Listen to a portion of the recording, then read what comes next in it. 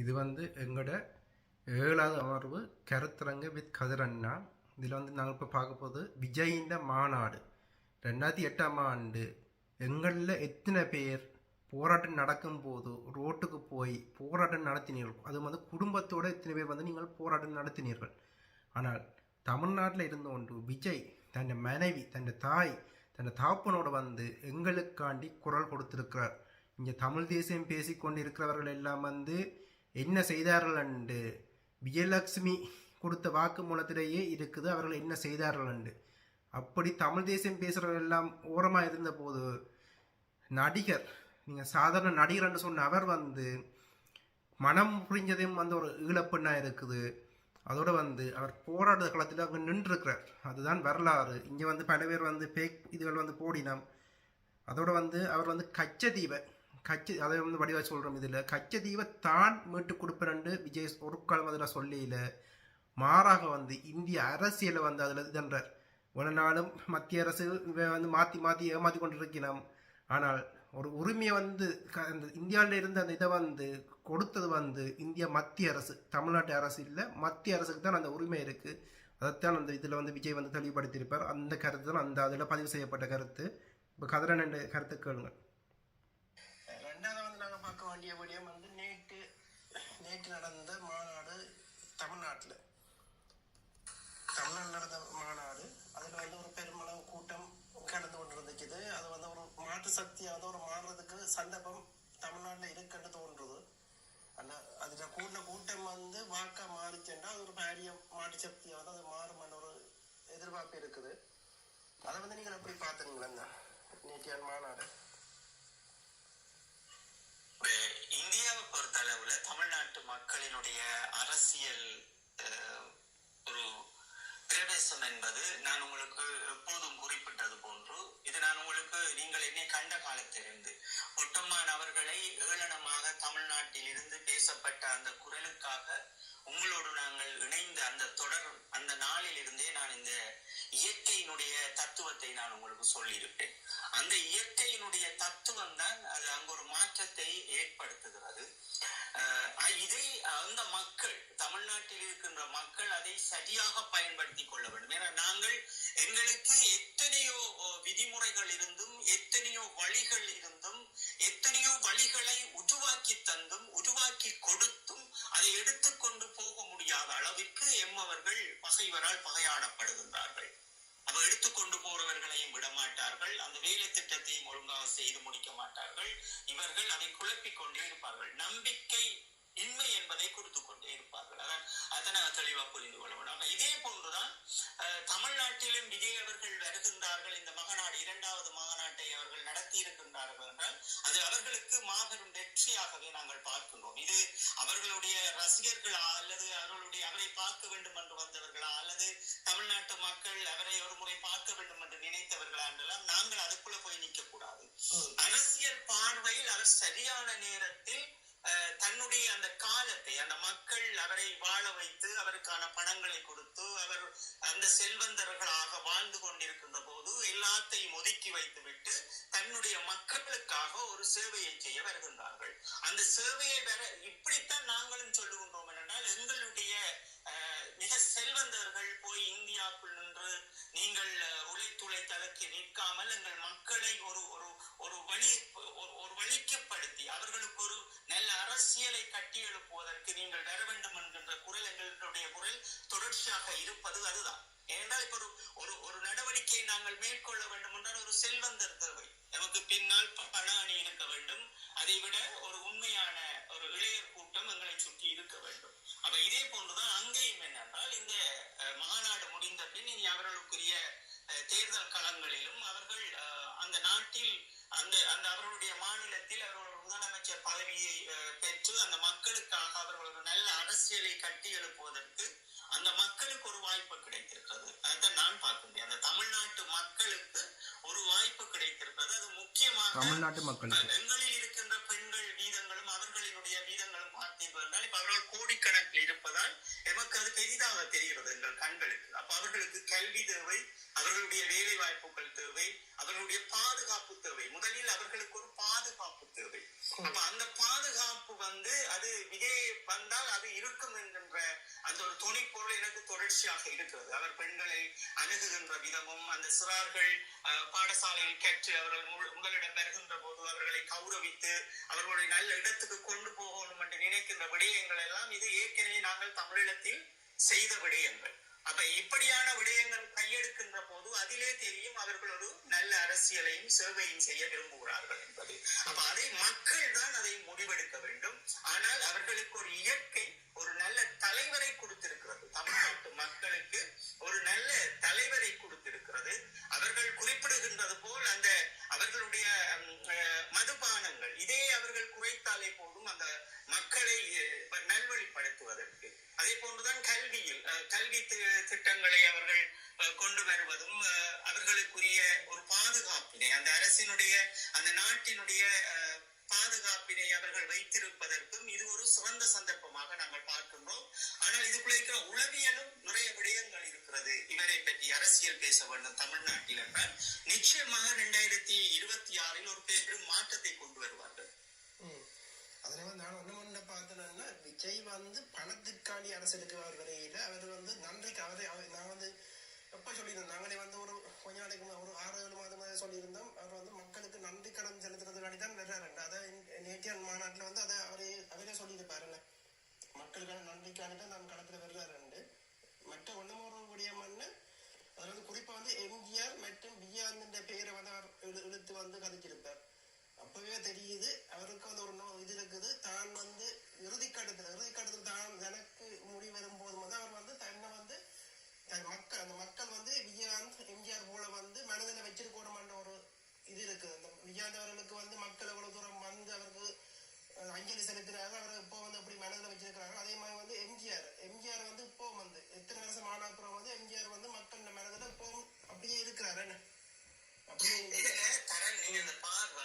நல்ல முக்கியமான பார்வை நீங்கள் பார்த்தது என்னென்றால் ஒரு நாட்டினுடைய அவர்களுக்கு தமிழ்நாடு என்பது அது அவர்களுடைய மாநிலம், அவர்களுடைய தலைவர்கள். இந்த தலைவர்கள் அந்த மண்ணுக்காக சேவை செய்தவர்களை இறுதி வரைக்கும் அடுத்த தலைமுறையிடம் கடத்துவதுதான் ஒரு மிக சிறந்த அரசியல். இது எங்களுடைய ஈழத்தந்தையினுடைய அரசியல் வடிவத்தில் அவர் கற்றுக்கொண்ட விடயங்களும் கற்பித்த விடயங்களும். இது என்னவென்றால் எங்களுடைய வரலாற்று தடயங்கள் அத்தனையுமே அடுத்த தலைமுறைக்கு கேட்டுக் கொடுக்க வேண்டும்.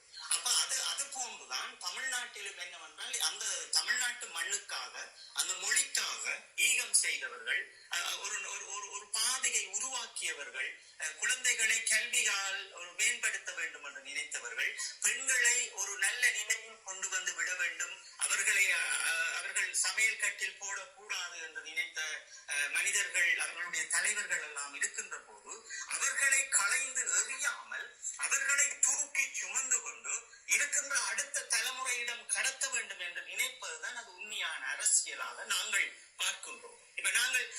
இப்ப நீங்கள் உதாரணமா பார்த்தீங்கன்னா விஜய் அவர்களும் ஈழ அரசியலை கையில் எடுத்துக்கொண்டு தேசிய தலைவர் அவர்களையும் கையில் எடுத்துக்கொண்டு எங்களுடைய உழைப்புகளையும் எங்களுடைய மாவீரர்களையும் திருடி கொண்டு எடுத்து எங்களுடைய ஈழ மக்களை ஏமாற்றினால் அது ஒரு வேதனைக்குரிய விடயம். ஆனால் அவர்கள் தெளிவாக இருக்கிறார்கள். தங்களினுடைய தங்களுடைய தமிழ்நாட்டில் வழிகாட்டியவர்களினுடைய அரசியல் யூகங்களை தாங்கள் சுமந்து நிற்க வேண்டும் என்று நினைப்பதுதான் ஒரு சுமந்த அரசியலாக நாங்கள் பார்க்கின்றோம்.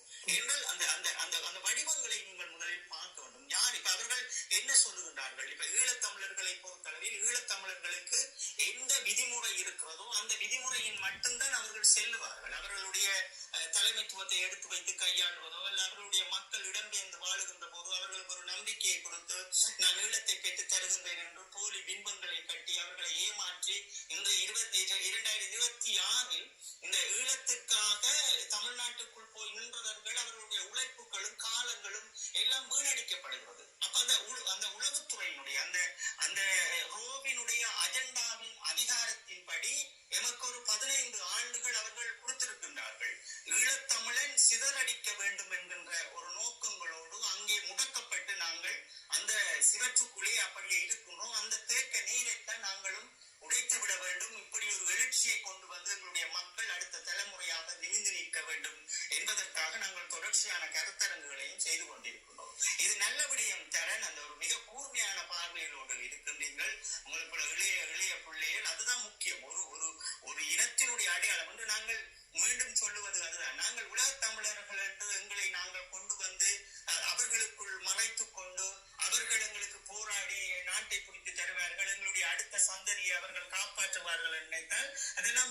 பக்கவீனமான அரசியலும் ஒரு சூழ்ச்சியமான அரசியலாகத்தான் அந்த இளையோர்கள், வருகின்ற இளையோர்கள் பார்க்க வேண்டும்.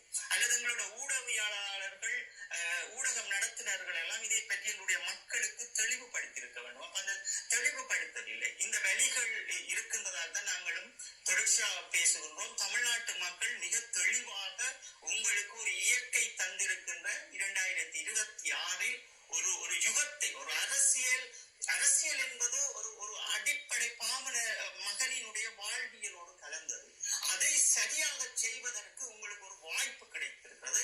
அவர்கள் செய்து கொண்டு போனார்கள் என்றால் அது ஒரு மிக சிறந்த அரசியலாக தமிழ்நாட்டில் இருக்க போகிறது. நாங்களும் தொப்புள் கொடி உறவு என்பதால் அவர்களுக்கு நாங்கள் வாழ்த்துக்கள் சொல்லலாம். அவர்கள் நல்லா இருக்க வேண்டும் என்று எங்கள் மனதார நாங்கள் அந்த ஒவ்வொரு கிராமத்தில் வாழ்கின்ற ஏழைகளினுடைய 3 நேர உணவும் கிடைத்து, தொழிலும் கிடைத்து, அந்த ஏழைகளினுடைய குழந்தைகளுக்கு நல்ல கல்வியும் கிடைக்கின்ற விடயத்தை நாங்கள் பாராட்ட முடியும். அவர்களுக்கு இது ஒரு சிறந்த வாய்ப்பு. உங்களுக்கு ஈழத்தமிழர்களாகிய நாங்கள் சொல்லுவது என்னவென்றால், நாங்கள் ஒட்டுமொத்த தமிழர்கள் என்று எங்களை நாங்கள் சிரிக்க விட மாட்டோம். நாங்கள் ஈழத்தில் பிறந்த ஈழத்தமிழர்கள். எங்களுக்கு ஒரு கோப்பு இருக்கிறது, எங்களுக்கு ஒரு யாப் இருக்கிறது, எங்களுக்கு ஒரு தலைமைத்துவம் இருக்கிறது, எங்களுக்கு மடிந்தவர்கள் இருக்கின்ற கனவுகளை போல் உங்களுக்கும் இருக்கின்றார்கள். இதே தமிழ்நாட்டுக்காக தீக்குளித்தவர்களும், இதே தமிழ்நாட்டிலுடைய தமிழ் மொழிக்காக ஹிந்தி மொழியோடு நின்று போராடி தங்களை ஈகம் செய்தவர்களும், உங்களுக்கு ஒரு வழிகாட்டியவர்களும் என்ற அடிப்படையில் ஒரு சிறந்த தலைவரை நீங்கள் தேர்ந்தெடுத்து அது உங்களுடைய அரசியலை நீங்கள் கொண்டு வாருங்கள். ஒரு குடும்ப அரசியல் என்பதெல்லாம் இதெல்லாம் அயோக்கியத்தனங்கள். ஒரு குடும்ப அரசியலை கொண்டு வந்து வைப்பது, இந்த குடும்ப அப்பாவுக்கு பிறகு மகன், மகனுக்கு பிறகு பேரன், பேரனுக்கு பிறகு அடுத்த பேரனுக்கு கொண்டு வருவதெல்லாம் இது ஒரு ஜனநாயகத்தையே உடைத்தறிகின்ற விடயங்களாக நாங்கள் பார்த்து கொண்டிருக்கிறோம். அதுதான் 2 ஆண்டுகளுக்கு முதல் உங்களுக்கு தெரியும், உலகத்திலே கூட அரபு நாடுகளிலும் கூட பெண்கள் கார் ஓட்டலாம், பெண்கள் வேலைக்கு போகலாம் என்ற ஒரு மாற்றத்தை அவர்களும் புதிய தலைமுறையினர் கொண்டு வந்திருப்பார்கள். அந்த மாற்றத்தை நீங்கள் கண்ணால் கண்டு கொண்டிருக்கிறீர்கள். இங்கே ஒரு நிழல் அரசியல் வாழ்ந்த ஈழத்தமிழன் மட்டும் எங்கேயோ ஒரு இடத்தில் ஒற்றுமையை உடைத்து உளவுத்துறைகளினால் இந்த இந்தியாவினுடைய உளவுத்துறையினால் மிகவும் ஒரு பாதிக்கப்பட்ட மனிதர்களாக, ஒரு பாவப்பட்ட ஜென்மங்களாக நமக்குள் எதை எடுத்து நாம் செய்ய வேண்டும், எது எம்மை சுற்றி நடக்கிறது என்று புரியாமல் நாங்கள் அப்படியே எல்லாரும் கருத்தாளர்களாகவும் அறிவு சார்ந்தவர்களாகவும் எங்களை நாங்கள் நினைத்துக் கொண்டு அடுத்த தலைமுறையினுடைய வாழ்வை நாங்கள் தோற்கடிக்கின்றோம் என்கின்ற இந்த செய்தியோடு நாங்கள் இந்த தமிழ்நாட்டில் நடந்த இந்த விஜய் அவர்களுடைய 2வது மாநாடு, அது அந்த மக்களுக்கு கிடைக்கப்பட்ட ஒரு இயற்கை வரம். அதை சரியாக தமிழ்நாட்டு மக்கள் பயன்படுத்துங்கள். உங்கள் எல்லோருக்கும் வாழ்த்துக்கள். எனக்கெல்லாம் அந்த மாநாட்டில் பிடிச்ச 2 விடயங்கள் இருந்துச்சு. அவர் மீது முதல்ல எல்லாரும் குற்றம் சாடி சொல்லிக்கணும்.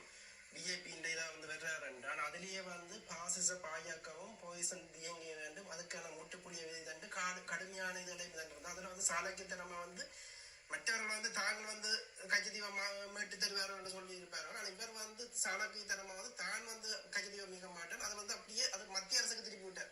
மோடிஜி நீங்கள் மீட்டு இலங்கை ராணுவத்தான படுகொலை பட்டிருக்கீங்கன்னா அது நாங்கள் அதை ஏற்க போற இல்லை அப்படின்னு இது அவருடைய அரசியல் புரிதல் அற்புதமா இருக்குதுன்னு அந்த விடயத்துல மிக சிறப்பு. உங்களுக்கு அதுல புரிதல் இருந்தது.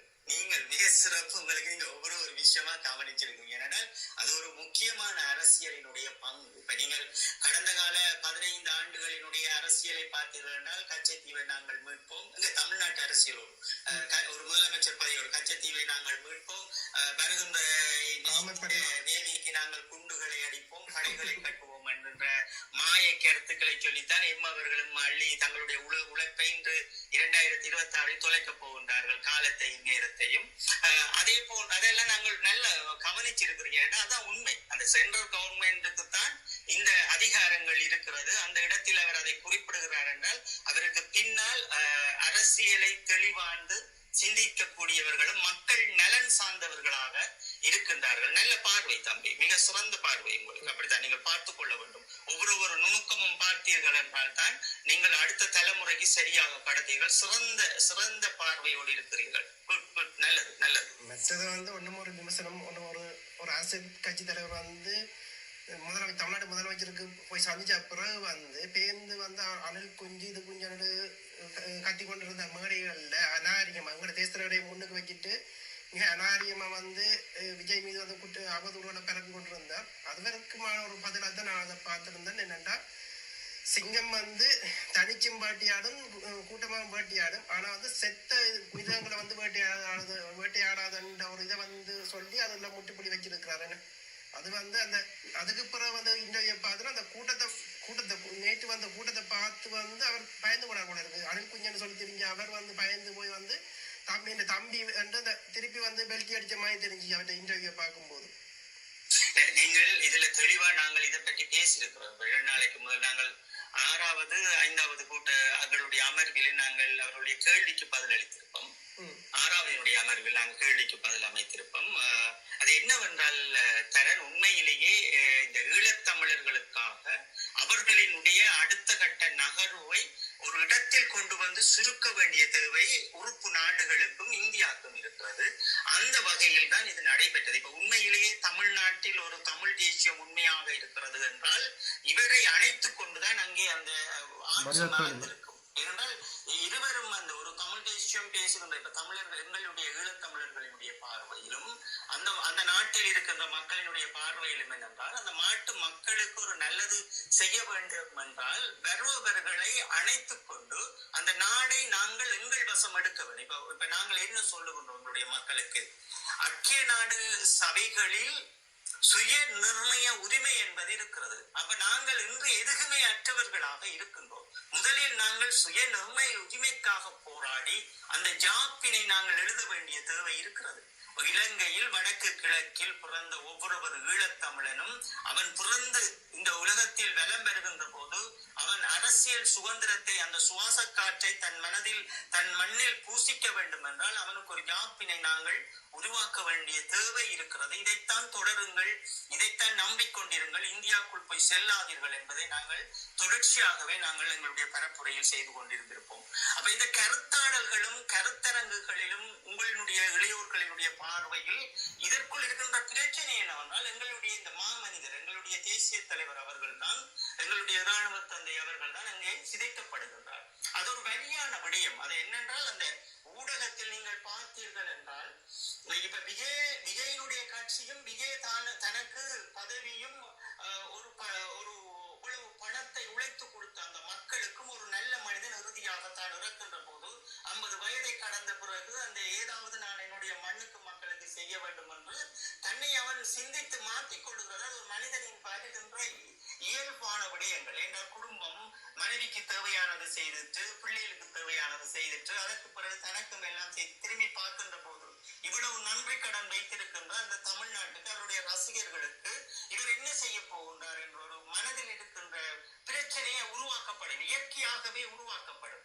அந்த அடிப்படையில் அவர்கள் ஒரு நன்மை செய்வதற்காக போகின்றார்கள் என்றால் இதற்கு முதல் இருக்கின்ற தமிழ் தேசியம் போலி தமிழ் தேசியம் பேசுகின்ற கட்சிகள் அவரை ஏற்றுக்கொண்டு அவரை இணைத்துக் கொண்டு அவர்கள் ஒரு மிகவும் ஒரு நெருக்கமான ஒரு உறவு முறையை பேணி அந்த நாட்டு மக்களுக்கு எங்களுடைய தமிழ் மக்கள் இதுதான் என்னுடைய குறிக்கோள். இப்ப எங்களுடைய ஈழத்தமிழர்கள் எங்களுடைய தமிழ்நாட்டு தமிழர்கள் என்றால் இதுதான், நீங்கள் நல்லா இருக்க வேண்டும், உங்களுடைய பிள்ளைகள் கல்வியை கேட்க வேண்டும், நீங்கள் 3 நேரம் சாப்பிட வேண்டும், உங்களுக்கு எல்லாமே கிடைக்க வேண்டும். இத பார்வைதான் இருக்கிறது. அப்ப அதான் நாங்கள் எப்போதும் சொல்வது என்னென்றால் நாங்கள் இதையும் திருடக்கூடாது. யாருடைய தியாகங்களும் யாருடைய தலைவர்களையும் நாங்கள் திருடிக்கொண்டு அதற்கு குளிர்காயக்கூடாது. அப்ப இவர்கள் இணைந்திருப்பார்கள். அந்த தேசியம் பேசுகின்ற கட்சிகள் விஜயோடு இணைந்து அந்த மக்களுக்கு நன்மை செய்வார். ஆனா பார்த்தீங்கன்னா அவர்களுக்கு அந்த குறிக்கோளே கிடையாது. அவர்களுடைய வியாபார பொருள் என்பதால் தான் அந்த ஒரு வார்த்தை விட்டது. அது எங்களுடைய ஈழத்தமிழர்களுக்கு வலிக்கவில்லை. என்னென்றால் அந்த இப்ப விஜயனுடைய ஒரு புது கட்சி அவர் ஏதோ செய்த மக்களுக்காக நன்மை செய்ய வருகிறார், பிள்ளைகளை படிப்பிக்கிற அப்படி வருகின்ற போது அந்த இடத்தில் எங்களுடைய மாமனிதரை கொண்டு வைத்து அடிக்கும் போதுதான் எனக்கெல்லாம் அவ்வளவு வேதனையாக இருக்கிறது. இந்த களமுனை செட்டே இருக்கலாம் என்றது போல். அப்ப எங்களுடைய மண்ணில் இருக்கின்ற மக்கள் எப்போதுதான் எங்களுடைய மாமனிதரை புரிந்து கொள்ள போகின்றார்கள் என்ற வரியில் தான் தரன் இந்த பாடல் கூட நான் உடனே அதற்குரிய மியூசிக்களை இது பண்ணி அதை வெளியிட்டிருப்பேன். ஏன்னா எனக்குள்ள அவ்வளவு வலிச்சது. நேற்று அந்த பாட்டை நான் வெளியிடுவதற்கு காரணம் என்னவென்றால் எங்களுடைய மாமனிதர் எல்லா இடமும் சிதறடிக்கின்றார்கள் என்ற வலி. அப்ப அந்த வலிக்கு ஒரு இயற்கை எங்களோடு நிற்க வேண்டும் என்று நான் தொடர்ச்சியாக பேசுவது போல் இயற்கையை எங்களோடு இணைந்து நில்லுங்கள். எங்களுடைய மாமனிதருடைய கௌரவங்களை நாங்கள் காக்க வேண்டியது எங்களுடைய கடமை. அடுத்த தலைமுறைக்கு சொல்லிக் கொடுக்க வேண்டியது எங்களுடைய கடமை. எங்கள் மண்ணில் மடிந்தவர்களினுடைய உயிர்களும் கௌரவங்களும் நாங்கள் கொடுக்க வேண்டிய கடமை. அதற்காக இவர்கள் எங்கேயோ ஒரு தேசத்தில் கொண்டு வந்து எங்களுடைய மாமனிதரை சிதைக்கின்றார்களே, இயற்கையை நீயாவது வழிகாட்டு என்று நாங்கள் தொடர்ச்சியாக கூக்குரல் இடுவதும், எங்கள் வாழ்வியலை எங்கள் மண்ணில் எங்கள் கொட்டம்மான் போன்றவர்கள் எதுக்குமே அனுபவிக்காதபடி அந்த மண்ணோடே நின்று அந்த மண்ணோடே தன் உயிரை தந்தவர்களுடைய அந்த தியாகங்களை அவர்கள் கொச்சியாக பேசும்போது இந்த ஈழத்தில் பிறந்ததில் ஒரு 3 பேர் நாங்கள் தட்டி கேட்டிருப்போம். ஆனால் மிகுதியானவர்கள் எல்லாம் அமைதியாக இருந்துவிட்டு இன்று அவர்களுக்கு புத்தகங்கள் எழுதுவதும் அவர்களுக்கு கதை சொல்லுவதும் அவர்களுக்காக இது நடத்துகின்ற போதுதான் எமக்கு புரிகிறது இந்த இனம் எவ்வளவுக்கு ஒரு மானுடர்கள் இப்படி இருக்கின்றார்களே, நய வஞ்சகர்களாக எம்மோடு வந்தே வாதாடுகின்றார்களே என்கின்ற வழிகளை எல்லாம் நாங்கள் சுமந்து நின்றோம். ஆனால் பேசுவது எங்களுடைய மக்கள் என்றபடியால் நாங்கள் கடந்து சென்றிருப்போம். ஏனென்றால் அவர்கள் எங்களுடைய மக்கள் புரிந்து கொள்வார்கள். எங்களுடைய பொட்டம்மானை யாரோ ஒருவர் விமர்சிக்கும் போது அந்த இடத்தில் அதை தட்டி கேட்பார்கள். எதையாவது அவர்கள் செய்யட்டும் என்று நாங்கள் சொல்லியிருப்போம். ஆனால் அப்படி ஒரு குரல் இந்தியாவில் இருந்து வருகின்ற போது எங்களுடைய பொட்டம்மான் அவர்களுடைய வரிகளை புரிந்து கொள்ளாமல் மௌனமாக்கப்பட்டார்கள். ஆனால் நாங்கள் எங்களுடைய சகோதரி ஆனந்தி அக்கா அவர்களும் நீங்களும் நானும் ஒரு பெரும் வேலை திட்டத்தை அந்த நாளிலேயே, எம்மை நீங்கள் எதிரியாக நினைத்தாலும் பிரச்சனை இல்லை, எங்களுடைய பொட்டம்மான் அவர்களை கௌரவிக்க வேண்டியது எங்களுடைய கடமை என்றாண்டு நாங்கள் இறங்கியிருப்போம். அதைத்தான் நாங்கள் சொல்லுகின்றோம். என்னவென்றால் எல்லாத்தையும் நீங்கள் புரிந்து கொள்ள வேண்டும். எமக்காக மடிந்தவர்களை நாங்கள் தூக்கி சுமக்க வேண்டிய அந்த வழியில் இருந்து நாங்கள் பிரிந்துவிடக் கூடாது. அதை நாங்கள் சொல்லுவது என்னவென்றால் எங்களுடைய மேதகு அவர்களினுடைய அந்த இலட்சியம், அந்த ஈழக் கோட்பாடை நாங்கள் தூக்கி சுமக்க வேண்டும். யாருக்காகவும் விட்டுவிடக் கூடாது. எங்கெல்லாம் எங்களுடைய மாமனிதரை சிதைக்க நினைக்கிறார்களோ அங்கே நாங்கள் தட்டி கேட்பது அது எங்களுடைய கடமை. நாங்கள் உயிரோடு இருக்கும் வரைக்கும் அதைத்தான் நாங்கள் இளையோர்களுக்கு கற்பிக்க வேண்டும் என்பதாலே தான் நாங்களும் தமிழ்நாட்டில் தலைமுறை இதை சொல்லியிருப்போம். இவர்கள் விஜயினுடைய கட்சியோடு நாங்கள் புலி என்று தேச தலைவரின் படத்தை வைத்துக் கொண்டு கேட்கும் போதுதான் என் இதயமே வடித்தறிந்தது. அவர்கள் இந்த மண்ணுக்காக செய்ய வருகின்ற சேவைக்கும் எங்களுடைய மாமனிதரை கொண்டு வந்து நிறுத்துகின்ற போதுதான் அந்த வழியில் இருந்து இந்த பாடலும் பிறக்கப்பட்டிருக்கும். தொடருங்கள். இப்படி வந்து இதை தேசத்தில் வந்து நாங்கள் பார்த்து வளர்ந்த நாங்கள் அவற்றை ஒழுக்கம், அந்த போராளியின் ஒழுக்கம் எப்படி என்று எங்களுக்கு உள்வாங்கின வழியத்தான் நாங்கள் இந்த அமைப்புகளோடு வந்து நாங்கள் பயணிச்சினாங்க. இங்கே வெளிநாட்டு புலம்பெயர் வந்து ஒரு பொறுப்பாளர் ரீதியில் வந்து பயணிச்சினாங்க. ஆனால் ஒருத்தர் வந்து ஒரு ஒழுக்கமே இல்லாதவர்களை வந்து எப்படி என்ன எங்களோட மக்கள் நம்பி இலவுல நம்பி வந்து தலையில தூக்கி வச்சு கொண்டு இதன்றாங்க. அதுவும் வந்து இப்போ நீங்கள் சரியான ஒரு பாயிண்ட் சொல்லியிருந்தீங்க. ஒரு பொட்டமனையை வந்து ஒரு மேல இந்த நபர் வந்து திட்டும் போது நாங்கள் 3 பேர் தான் ஈழத்தமிழர் ரீதியில் வந்து குரல் கொடுத்திருப்போம். என்ன ஆனா இவர்கள் வந்து நாங்கள் வந்து அந்த குணநலத்துறையில தாங்கள் இருந்தார் என்று சொல்லி அடிச்சு விட்டு கொண்டு இருக்கிறார்கள். அது பொய்யன்னு வடிவா தெரியும். இவர்கள் வந்து அதுக்குள்ள இருக்கலன்னு தெரியுது. அப்படியே வர்றது. ஆனா இருந்தவர்களும் இருக்கிறார்கள். இருந்தவர்களும் இருக்கிறார்கள் தானே. என்ன இருந்தவர்களும் இருக்கிறார்கள். நாங்கள் இருக்கல என்று நாங்கள் சொல்ல முடியாது. இந்த போராளிகள் நிறைய பேர் வந்து பொட்டமான பிள்ளைகள் நிறைய பேர் இந்த இணையதளங்கள்ல வந்து பயணிக்கிறார்கள். பார்க்க இப்ப கிழக்கு மாநிலத்துல இருந்த பிள்ளைகள் எல்லாம் வந்து நிறைய பேர் இருக்கிறோம். எங்களுக்கு இப்ப நாங்கள் அதுக்குள்ள வந்து நின்றபடியால் கிழக்கு மாநில பிள்ளைகள் வந்து பொட்டமானவர்களிடம் கல்வியை கேட்டு போக வேண்டும் என்றால் அவர்களுக்கு சாப்பாடு ஒழுங்கு தங்குமிட ஒழுங்கெல்லாம் நாங்கள் செய்து கொடுத்து யாழ்ப்பாணத்தில் அந்த காலம் அதை நடத்தியவரையால் இன்றைக்கு நிறைய பிள்ளைகளை நாங்களும் ஊடகங்களை பார்த்து கொண்டிருக்கிறோம். அது வேற பிரச்சனை தரன் என்னென்றால் அந்த இவர்களுக்கு இந்த அன்றை அதை தட்டி கேட்டிருந்தார்கள் என்றால் இன்று அவர்கள் பொட்டம்மானை எடுத்து வணக்கம் செய்வதற்கும் புத்தகங்களை எழுதுவதற்கு அவர்கள் அருகதையானவர்களாக இருப்பார்கள். அவ்வளவு விமர்சனங்கள். அது ஒரு இதை சார்ந்த அளவிற்கு எங்களுடைய அந்த மாமனிதரை பற்றி பேசும்போது கொதிக்காத ரத்தம் இவர்களுக்கு. கதிர் அவர்கள் மக்கள் புலனாய்வு செய்கின்ற குட்டி அண்ணா அவர்கள் என்று சொல்லுகின்ற போது இவர்களுக்கு வலிக்குது என்றால் அப்ப நாங்கள் புரிந்து கொள்ள வேண்டும். நான் குறிப்பிட்ட விடயம் என்ன, அதுல வந்து அந்த வயதிலே வந்து ஒரு குப்பி அண்ணா மீது வந்து அவதூறு பேசி கொண்டார். அவர் வந்து இதுல வந்து எங்களுக்கு ஏறி வந்து காய்ச்சிருந்திருப்பார். சரி, அப்ப அப்படிதான். நாங்கள் எங்களுக்கு இது நாங்கள் தேவையில்லை. நாங்கள் அடுத்த தடவை கடந்து போவோம். அத எங்களுடைய வழிகளை எல்லோரும் புரிந்து கொண்டார்கள் என்றால் எந்த பிரச்சனையும் அல்ல. எங்களுடைய அடுத்த தலைமுறைக்காகத்தான் நாங்கள் பேசிக் கொண்டிருக்கின்றோம். எங்கள் அடுத்த தலைமுறைக்காகத்தான் நாங்கள் எங்களினுடைய ஒரு பயணம் சரியாக இருக்க வேண்டும். அந்த மாமனிதரினுடைய தியாகங்களை நாங்கள் இறுக்கி பெற்றிக் கொள்ள வேண்டும் என்பதற்காக தொடர்ச்சியாக மறந்துட்டேன். வேற விடயத்துக்கு சொல்லு. இதுல வந்து அடுத்தது வந்து நேற்று நீ வந்து அடந்தியக்காண்ட பேரை